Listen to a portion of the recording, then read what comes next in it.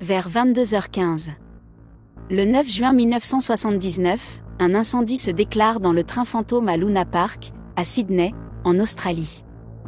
L'incendie finira par coûter la vie à cette personne et détruira presque toute la famille dans le processus. C'est un incendie dévastateur. À ce jour, la véritable cause est encore inconnue. Au moment de la catastrophe, le manège lui-même était assez ancien. Il a commencé à rouler dans le noir à Luna Park Glenelg en 1931. À cette époque, ce type de balade s'appelait une balade en bretzel. On l'appelle ainsi parce que la piste se tord et tourne très serrée, dans la plage de la structure de conduite. Ce n'est qu'en 1937 que l'attraction a subi une transformation effrayante et a rouvert sous le nom de The Ghost Ride. Chaque voiture en métal peut accueillir 2 passagers.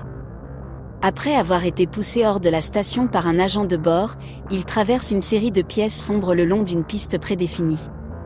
Les salles regorgent d'animatroniques effrayantes, de musique effrayante et d'effets spéciaux.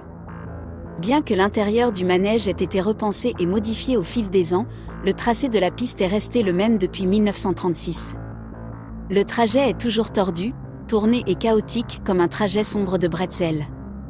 Malheureusement, le système d'extinction d'incendie modifié était ancien. Les manèges sont également un peu désuets et sombres, pas assez pour éteindre l'incendie qui s'est déclaré lors de cette nuit décisive de 1979.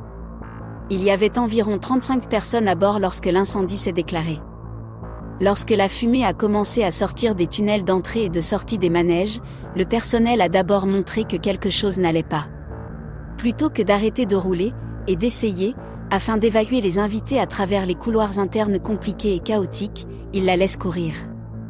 Au lieu de cela, concentrez-vous sur le fait de faire descendre les invités de la voiture, immédiatement après la sortie du tunnel et de rester à l'écart des manèges. Les pompiers se sont précipités sur les lieux, mais à leur arrivée, le feu s'était propagé. Leurs efforts pour éteindre l'incendie ont été entravés par la faible pression de l'eau dans le parc. Ce qui les a amenés à prendre de l'eau du port pour éteindre l'incendie. En moins d'1 heure, toute l'installation d'amusement était épuisée et s'effondrait en un tas d'épaves tordues. Au départ, on pensait que tous les passagers avaient été évacués en toute sécurité, mais vers 11h30 du soir. 7 corps ont été retrouvés. Ils ont été gravement brûlés, et les enquêteurs ont d'abord cru qu'il s'agissait d'un animatronique sur le thème des manèges. Ces cadavres comprennent les cadavres d'un père et de ses 2 enfants.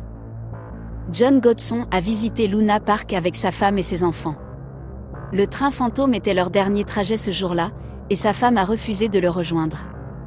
Au lieu de prendre le train fantôme, elle est allée chercher de la crème glacée et a accepté de les rencontrer à la sortie du train.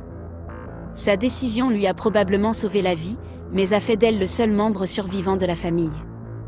Les autres victimes étaient 4 écoliers du Waverly Boys College voisin, Jonathan Billings, Richard Carroll, Michael Johnson et Seamus Riley, tous n'avaient que 12 ou 13 ans.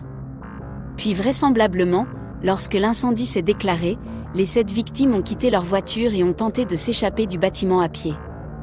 Dans le passage sombre, hermétique et enfumé du train fantôme, ils se sont égarés et ont été avalés par la fumée. Bien que nous ne soyons pas sûrs, s'ils restent dans la voiture, ils peuvent survivre à l'incendie. La cause de l'incendie lui-même n'a jamais été déterminée, bien que des années plus tard, Abbé Saffron, un membre notoire de la pègre de Sydney, a été impliqué dans l'incendie. Sa nièce a déclaré aux autorités qu'il avait mis le feu pour contrôler le bail de Luna Park, bien qu'il n'ait jamais eu l'intention de laisser mourir qui que ce soit. Bien sûr, Abbé Saffron a nié toute implication, et rien n'a été confirmé. Les victimes de l'incendie sont maintenant commémorées par une petite plaque sur le mur extérieur de l'arène Chapiteau, qui se dresse sur l'ancien site du train fantôme. Luna Park continue de fonctionner comme d'habitude et est visité par des millions de personnes chaque année.